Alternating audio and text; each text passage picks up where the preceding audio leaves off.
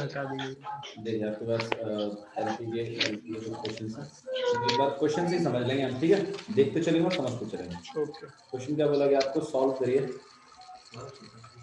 Solve the following LP graphically. क्या solve करना है इसको, ग्राफिकली, ग्राफ बनाने भी होते हैं। ग्राफ बनाने होते हैं बाबा, ठीक है। यहाँ पर देखो एक बात लिखी रहती है, minimize z equal to 200x plus 500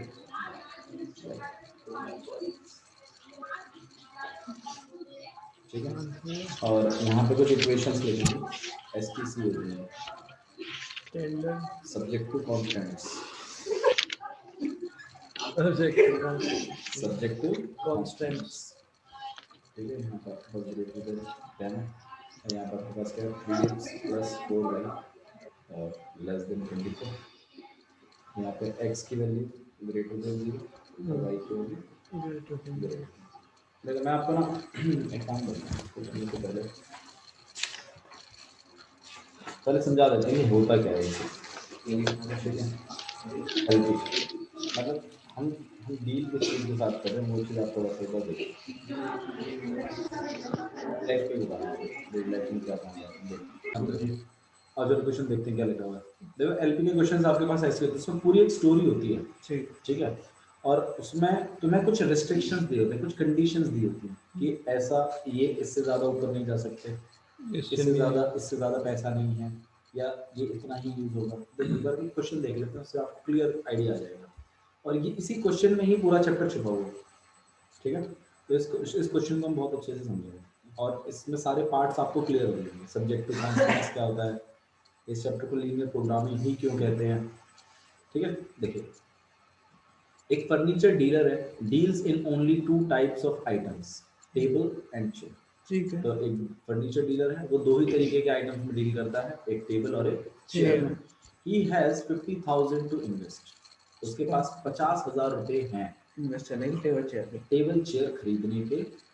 मतलब यहाँ पे एक रेस्ट्रिक्शन लग गई है कि 50,000 से ज्यादा खर्चा नहीं होने वाला, and has storage space of at most 60 pieces. ये भी है। अब आप मुझे बताइए आर्यन, ये एटमोस्ट का मतलब क्या है, एटमोस्ट 60 पीसेस मतलब ज़्यादा से ज़्यादा 60 पीसेस ज्यादा से ज्यादा 60 पीस रख सकता है। वेरी गुड, ज़्यादा से ज़्यादा वो 60 पीसेस रख सकता है।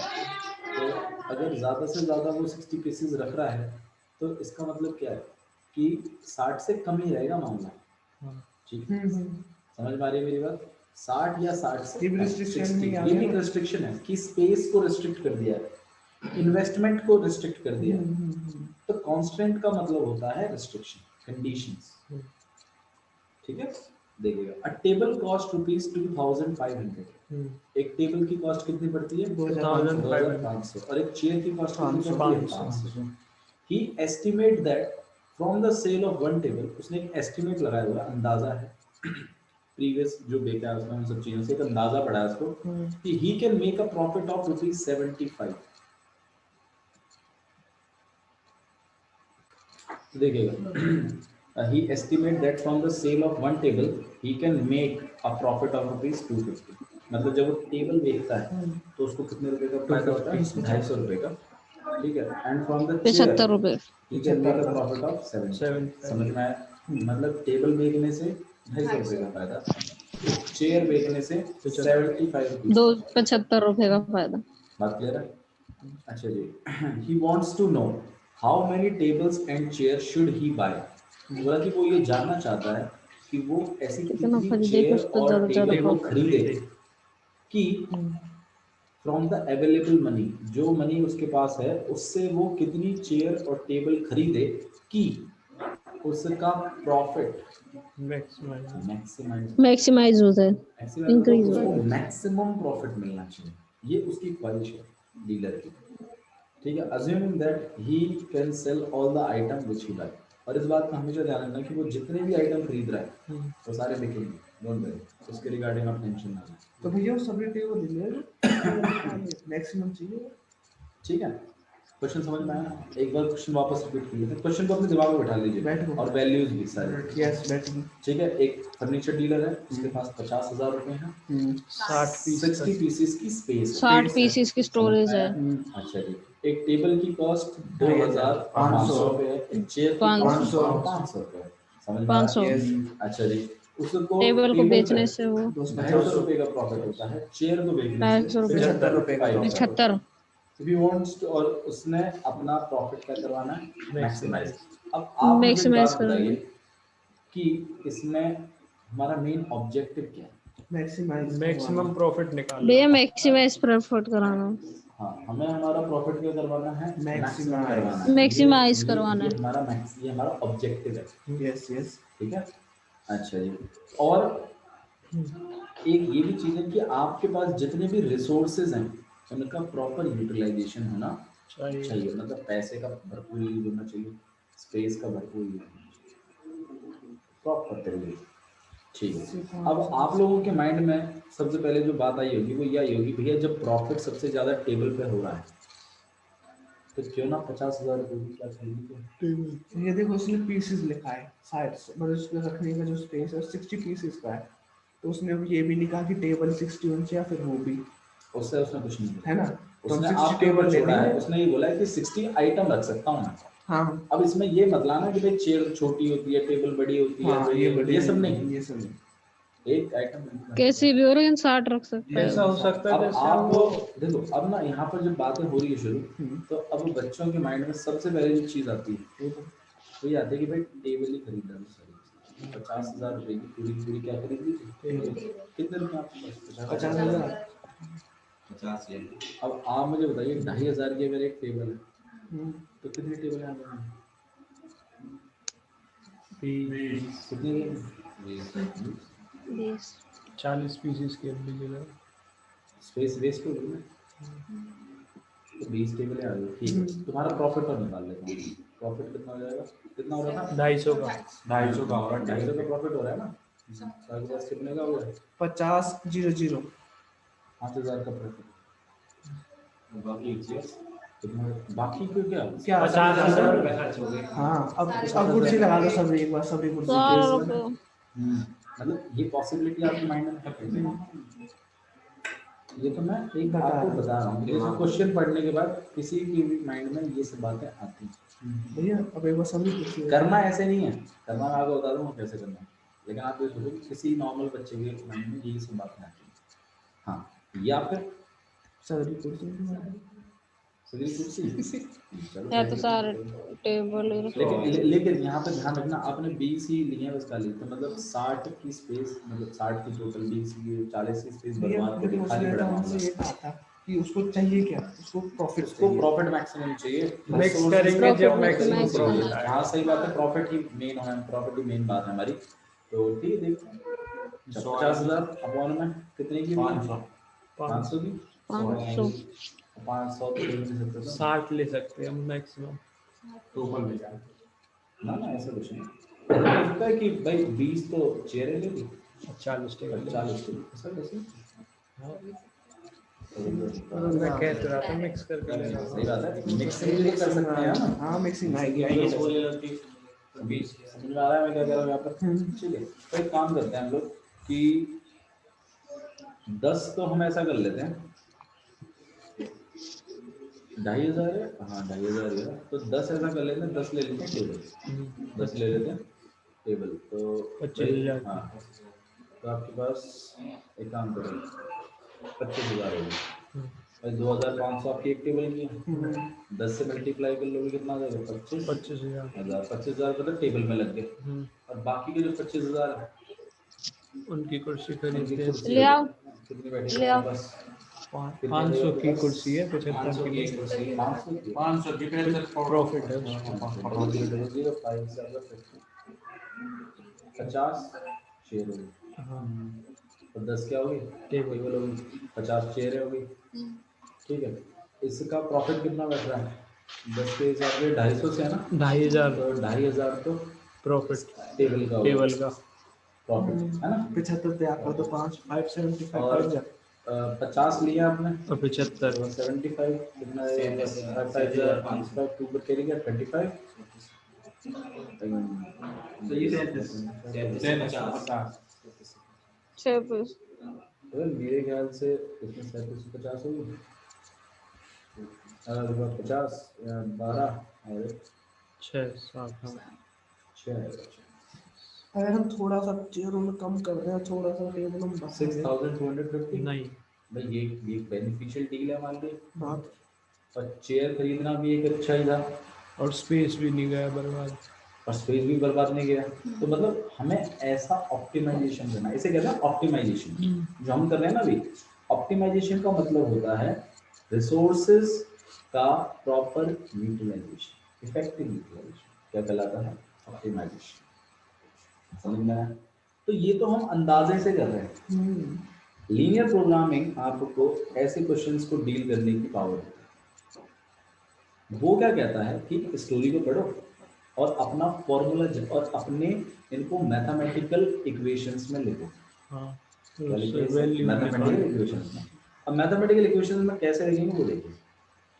अब चलो स्टोरी तो तुम्हें पूरी पूरी याद ही है माइंड में। तो सबसे पहले हम अपना एक ऑब्जेक्टिव फंक्शन बनाएंगे। क्या बनाएंगे? ऑब्जेक्टिव। उसको क्या चाहिए? फंक्शन।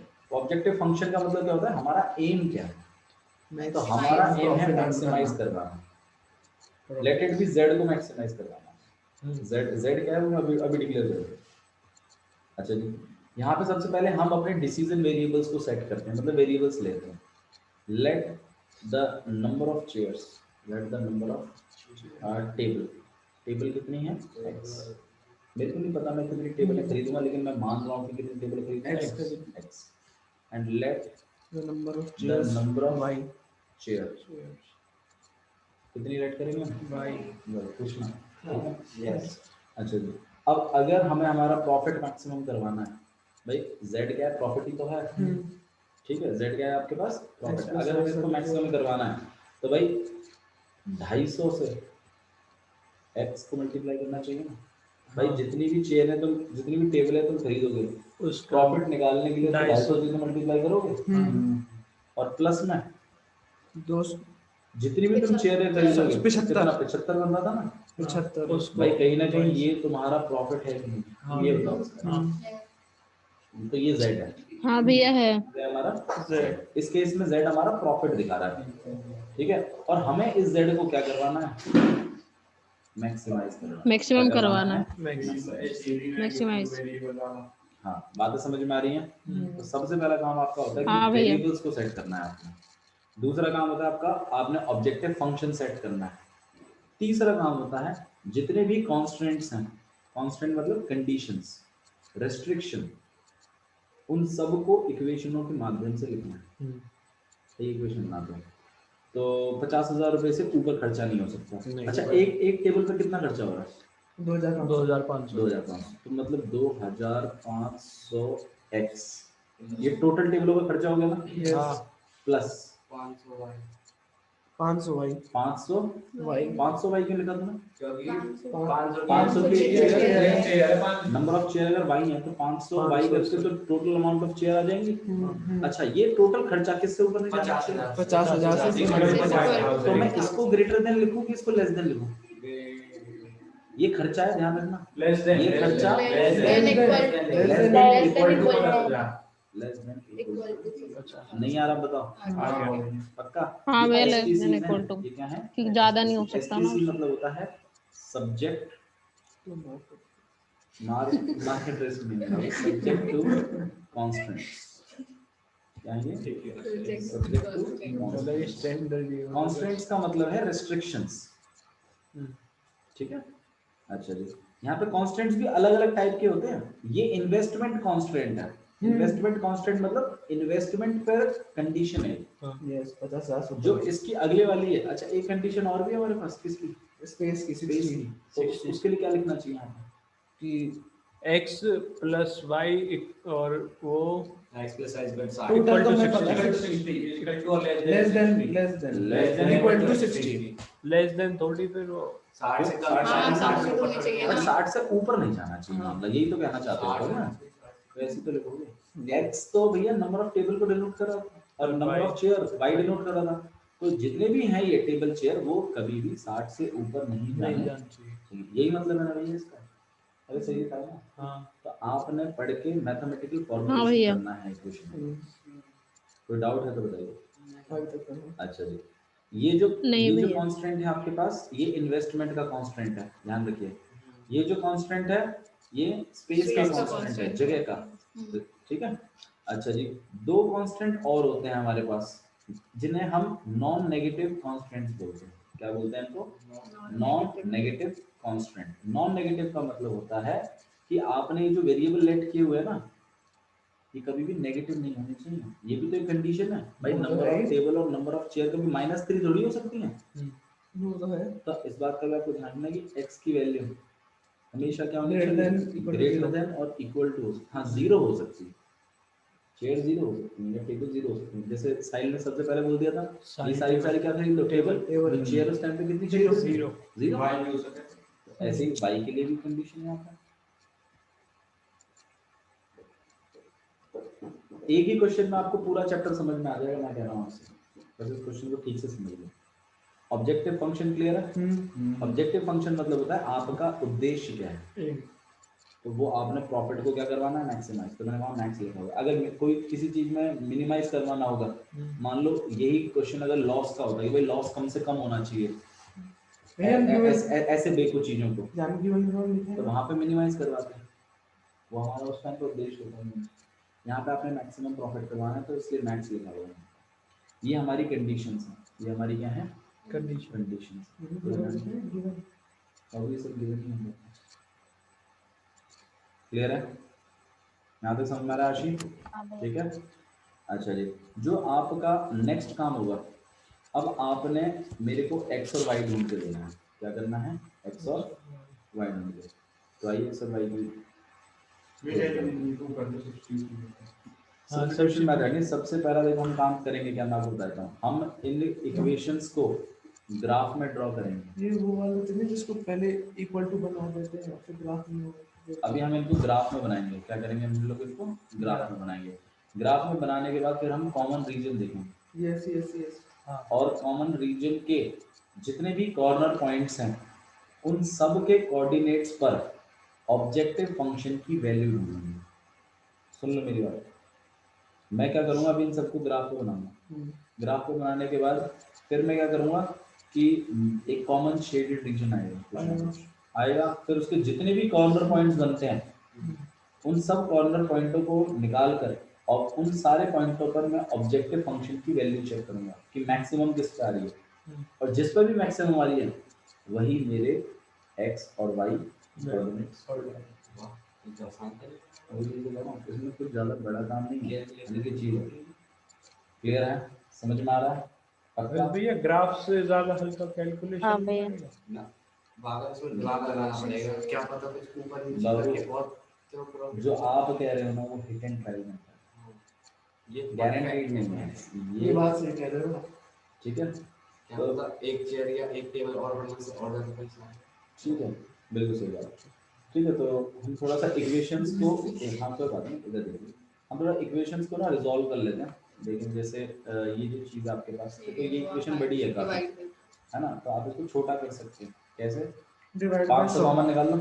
500 वे को कॉमन divide लेके उसको divide काट कर वाट सकते के। हैं। 500 अगर मैं निकालती हूँ तो यहाँ कितना रह जाएगा? 500x plus y less than कितना? 100 कर लो। 100। अभी इस इक्वेशन की जगह ये इक्वेशन रन करोगे। मेरी बात समझ में आ रही है? तो ऐसा आप कर सकते हैं, इक्वेशंस को छोटा भी कर सकते हैं, कुछ गलत नहीं है। तो आइए ग्राफ बनाए। तो ग्राफ बनाने के लिए सबसे पहले आपने क्या करना है, आपकी 500 लिया ना मैंने? अरे वो माइनस ये जो साइन यूं हो जाते हैं वो कुछ नहीं आता। हाँ, क्या कह रहे हो? माइनस मतलब कब साइन चेंज हो जाता है ना एक बार। अरे वो वो माइनस मैं बता रहा हूँ, मैं बता रहा हूँ, उसकी क्या होता है। ठीक है, तो आपकी इक्वेशंस यहाँ पर सबसे पहले इक्वेशन आ, तो मैं डायरेक्ट ग्राफ ही बना रहा हूँ। ठीक है, गौर कीजिएगा तो प्लीज। ठीक है, तो ये हमारे पास यहाँ पे 0। ऐसा कोई ज़रूरी नहीं है कि आपने पूरा ही बनाना है, आप चाहें तो सिर्फ फर्स्ट क्वाड्रेंट भी बना सकते हो।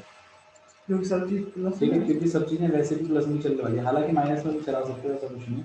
लेकिन ज्यादातर वैल्यूज प्लस में रहती हैं, ठीक है। अच्छा जी, हमारी इक्वेशन क्या है आपके पास, 5x प्लस वाई कितनी है, 100 है। Less than 100। अच्छा, इस इक्वेशन को अगर हमें ग्राफ में कन्वर्ट करना है तो पहले इसको नॉर्मल इक्वेशन बना लीजिए, क्या बन जाएगी। भैया 5x plus y equal to 100, तो y इक्वल टू 100 अगर आप इक्वेशन देखो तो माइनस ये इधर 5x। चला जाएगा, है ना। तो इसका अगर मैं टेबल बनाना है ऐसे करके, ऐसे तो बनाते थे टेबल, याद है। अब फिर एक बार y को अकेला रखते थे, उसको उधर भेज देते थे। हाँ भैया y को फिर आप इसमें y की वैल्यू कितनी सेट करें, Zero. x की वैल्यू कितनी सेट करें, 0 कर दो एक बार। 0, तो फिर y 100 पहुंच जाएगा। तैयार है आपको वैल्यू के लिए, नहीं नहीं तो यार तो कुछ और चॉइस बना नहीं। दीजिए। रख y दो 5 रख दो 10 रख दो। 50 हो जाएगा, कोई बात नहीं, 100 रहेगा तो 100 फिर 50। कोई ऐसी दिक्कत नहीं है। 10 का करते हैं, 10 0 का क्या 10 करना है? 20 30 40 50। अगर भैया अगर x 10 रख देंगे y 50 आ जाएगा। हाँ, कोई ऐसी बड़ी बात नहीं, क्योंकि यहाँ पर भी तो 60 चल रहा है, तो 10 20 में रख लेंगे, कोई दिक्कत नहीं। तो x की वैल्यू काम करते हैं हम लोग, 0 रख देते हैं। y कितना हो जाएगा आपके पास, x की वैल्यू आप यहाँ पे 20 रखें, 10 रखें, y की वैल्यू कितनी हो जाएगी, 20 आप इसमें ले आएंगे 100 हाँ। ठीक है, तो आपके पास 0 आ जाएगा। तो आपके कोऑर्डिनेट में 10 का गैप लाएगा, 10 20 30 30 40 50 60।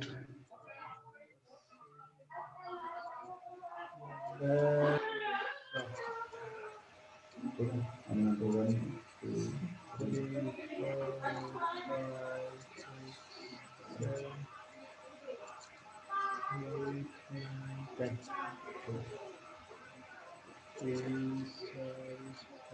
10 आ गए, without issue। ठीक है, तो मैं इस लाइन को बना रहा हूँ फटाफट। तो x की वैल्यू 0, y की वैल्यू कितनी है, 100 यहाँ होगा, और x की वैल्यू 20, y की वैल्यू 0।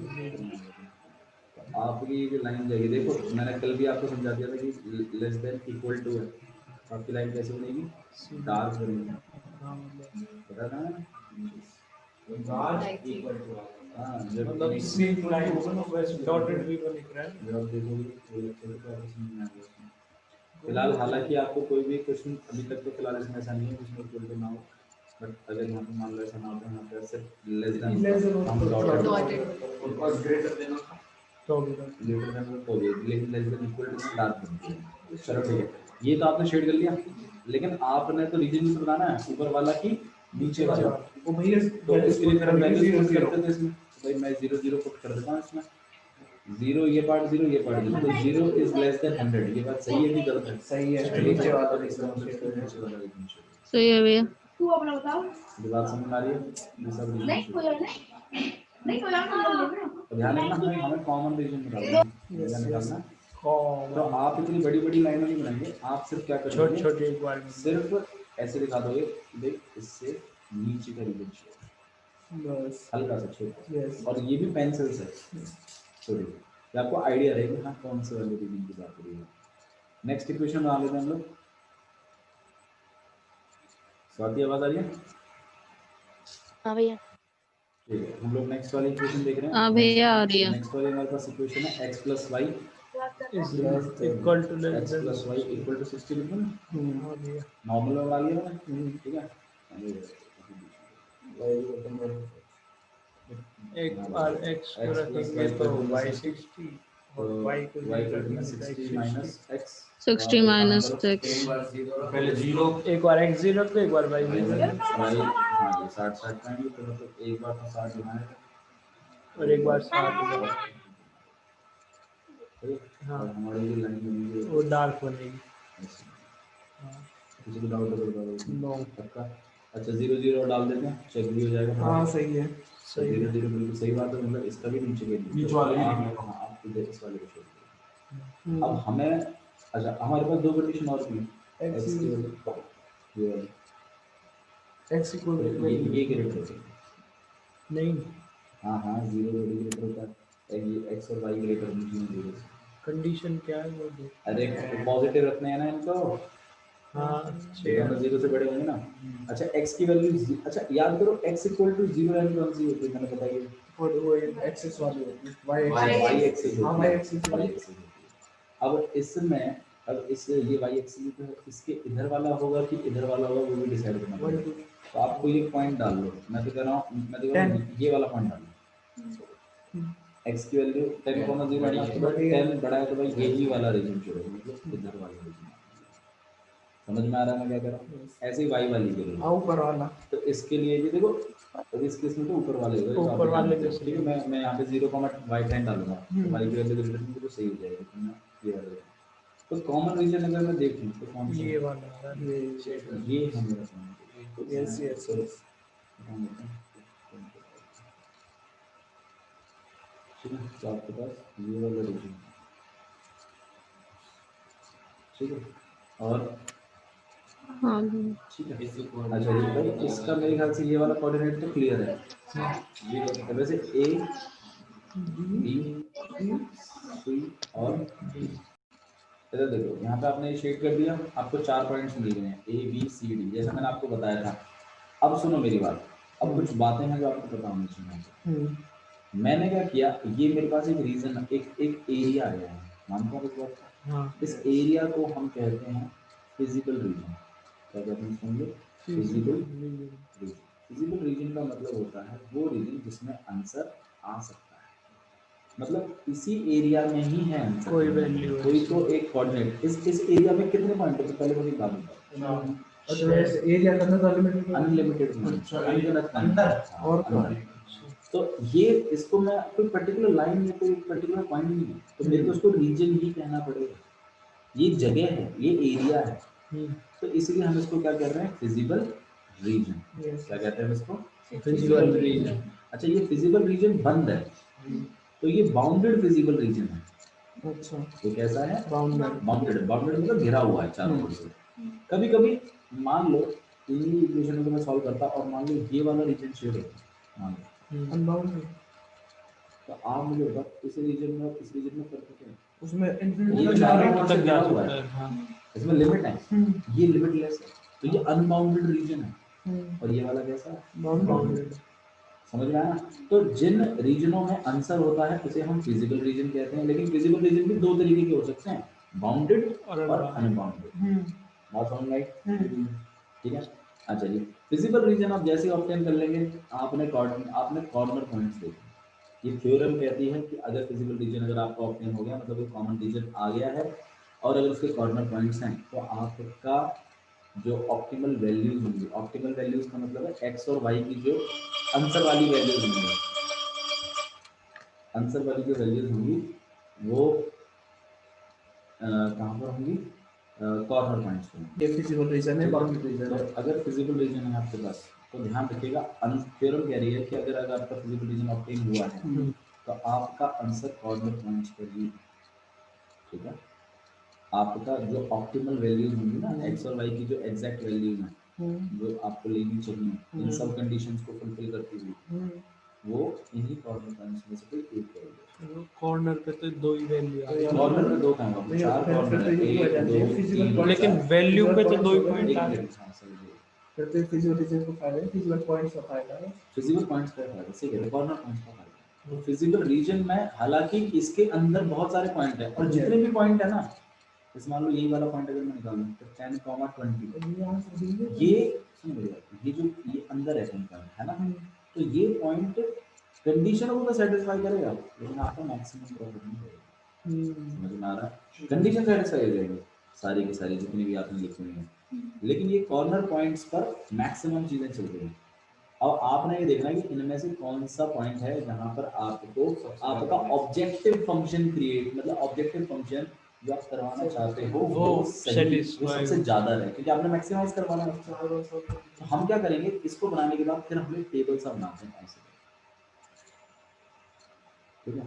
और उस टेबल में हम क्या करते हैं, यहाँ पे तो लिखते हैं वर्टेक्स या कॉर्नर पॉइंट्स, जो भी आप लिखते हैं हाँ, कॉर्नर पॉइंट कॉर्नर पॉइंट्स, ठीक है। और यहाँ पे लिखते हैं हम लोग अपना z, जो कि कितना है आपके पास, 2,500 250 x प्लस 75, 250 x और प्लस में 75 समझ में आया 500 वाई होगा बाबू कौन से लोग 500 के ओवर 250 ले रखा है 75 का प्रॉफिट हो रहा था और इसे हमें क्या करवाना है मैक्सिमम तो यहाँ पे आप मैक्स कर लो तो आपको याद है कोई दिक्कत नहीं। अच्छा कॉर्नर पॉइंट सबसे पहला हमारा ए है ठीक है। 60 अच्छा उसका नहीं वो बताओ पॉइंट बताओ मुझे 60 पॉइंट देखिए ये वाले पॉइंट की बात हो रही है तो देखने से पता चल रहा है 0 ये है हाँ सॉरी कहाँ गई? 0,60 तो 0,60 तो ऑब्वियसली बात है x की वैल्यू कितनी रहेगी 0 y की वैल्यू कितनी रहेगी 60 ठीक है अच्छा जी नेक्स्ट ये ए पॉइंट है यहाँ पे बी पॉइंट क्या है आपके पास 0 देखो बी कॉमा इंटरसेक्शन है दो लाइनों का अब ये ग्राफ अगर होता तो हम एग्जैक्टली बता भी देते हालांकि तुम्हें दिख भी रहा है ये 10,50 है हाँ लेकिन ना 10,50 लेकिन ये मैं मतलब अंदाजे से बता रहा हूँ मुझे भी नहीं पता ये कितना है माइट भी ऐसा हो सकता है 11,52 ठीक है लेकिन भाई दो लाइनों का इंटरसेक्शन निकालना तो सीखा है तुमने तो तुरंत तरफ में क्योंकि आप 12वीं क्लास में है तो ये सब चीजें के लिए इतना रुकने की जरूरत नहीं है तुरंत सॉल्व करें साइड में भाई एक हमारे पास इक्वेशन थी 5x + y = 100 और एक के आपके पास x + y = 60 साइन चेंज कर देना 4x कितना जाएगा 40 यहाँ पे कितना जाएगा कट गया इससे 4x 4 से काट दिया 10 x की वैल्यू कितनी बैठ गई 10 और अगर x की वैल्यू 10 है तो यहाँ में डाल दो तो y की वैल्यू 50 ये सही होगा नहीं आया समझ में एलिमिनेशन मेथड से तुरंत सॉल्व करके देख लो ये दिखाने की जरूरत नहीं है अपने दिमाग में कर लो इन सब बातों तो बी पॉइंट आपके पास क्लियर है ऐसे तो ग्राफ भैया में वैसे पहले निकाल सकते थे पहले भी निकाल सकते थे बिल्कुल अब आपको एक बार क्वेश्चन लिखोगे तो आपको समझ में आएगा ना कि ये पर इससे ये पहले हम पहले कैसे निकाल दें अगर हमें ये मान लो कॉर्नर पॉइंट बनी ना तो हम नहीं सकते थे हाँ ये बात तो कितना आ जाएगा आपके पास 50 अच्छा सी पॉइंट क्या था सी तो दे रखा है सी 20 20,0 जैसे कि मैंने पहला बताया था और डी 0, ये तो बनता ही दोनों टेबल से सब पूछ दोगे तो क्या करोगे ये बनेगा बी वाला तो हमें क्या करना है इसमें मैक्सिमम करवाना है तो हम z की वैल्यू कैलकुलेट कर लें आपको इन वैल्यूज को उठाकर इसमें डालना है और सॉल्व करना है ये 0 तो ये भाई 250 वाला 0 हो Zero. y की वैल्यू से मल्टीप्लाई होगा तो 75 into में 6 होगा 0 0 6 5 30 7 6 42 4 5 डबल 0 नहीं आएगा और सही है ठीक है फिर आपने इसको ट्राई करना है इसको 2,500 2,500 तो यहीं हो गया और 50 और करोगे तो यहाँ पे 0 3750 तो ये मेरे ख्याल से 0 5 6250 7 6750 सॉरी 6750 यहाँ पे 500 ये आपके पास हो गया 5,000 5,000 और ये तो मुझे तो अगर मैक्सिमम यहाँ पे बी में बी वाली तो भाई ये है हमारा वो पॉइंट यस बी नहीं है आ गया नहीं है मुश्किल है नहीं है ना तो आपकी ऑप्टिमल वैल्यूज ऑप्टिमल वैल्यूज मतलब x और y की वो वैल्यूज जिनके लिए आपका ऑब्जेक्टिव फंक्शन मैक्सिमम इसमें तो मैक्सिमम हमारा जो ऑब्जेक्टिव फंक्शन है वो अचीव हो रहा है उनको कहते हैं ऑप्टिमल वैल्यूज तो हमारी ऑप्टिमल वैल्यूज होंगी 10, 50 तो हेंस नंबर ऑफ टेबल या नंबर ऑफ चेयर उसी हिसाब से आपने 10 और चेयर 50 लोगे तो आपको मैक्सिमम प्रॉफिट होगा और स्पेस भी सही से यूज होगी और इन्वेस्टमेंट भी अच्छी होगी मेरी बात समझ में आ रही है क्या कह रहे हैं ठीक है तो ये एलपी कहीं ना कहीं बिजनेस स्ट्रेटजीज के लिए बहुत इंपॉर्टेंट है ठीक है तो आपका मैं वापस आपको साथ बताता हूँ एक स्टोरी होगी वो स्टोरी पढ़ के आपने अपने वेरिएबल डिसीजन वेरिएबल्स को सेट करना है एक्स वाई नहीं चलता है उस पर फिर अपना ऑब्जेक्टिव फंक्शन बनाना है फिर जो कंडीशंस हैं वो बनानी है उन कंडीशंस को ग्राफ पे लेके आना है और ग्राफ बनाने और फिर ग्राफ में बनने के बाद अपना कॉमन फिजिकल रीजन निकालना है फिजिकल रीजन बाउंडेड है तो उसके कॉर्नर पॉइंट्स पे अनबाउंडेड है वो मैं आपको बताऊंगा कैसे करते हैं डोंट वरी ठीक है क्योंकि इसमें एक दो चीजें और रह गई हैं उनको और कवर अप करेंगे हम लोग लेकिन मेन मकसद यही है उसके बाद फिर आप क्या करेंगे लास्ट में आके ऐसा एक टेबल बना के और आपको मैक्सिमम बोला है तो मैक्सिमम मिनिमम बोला है तो मिनिमम ढूंढ के निकाल कर दे देंगे ये कितने का है? 4 नंबर 4 नंबर का आएगा। इसमें किसी भी तरीके की कोई लापरवाही आपने नहीं करी। Straight forward. स्ट्रेट फॉरवर्ड सवाल है। एक एक्सरसाइज देख लीजिए। एक्सरसाइज के 1-2 सवाल अगर आप बनाओगे या एग्जांपल्स देखोगे तो आपको क्लियर आएगा। डायग्राम बनवाओ। ठीक है, एग्जांपल्स पर इस पर आ जाइए एक्सरसाइज पर। तो एक काम करिए, पहले 5 क्वेश्चन करके लगे। पहले 5 का पहले 5 क्वेश्चन ट्राई करिए। दिक्कतें आएंगी मैं कह रहा हूँ आपसे, हाँ ठीक है, लेकिन उसको हम डील करेंगे। ठीक है, चलिए, दैट्स ऑल फॉर टुडे।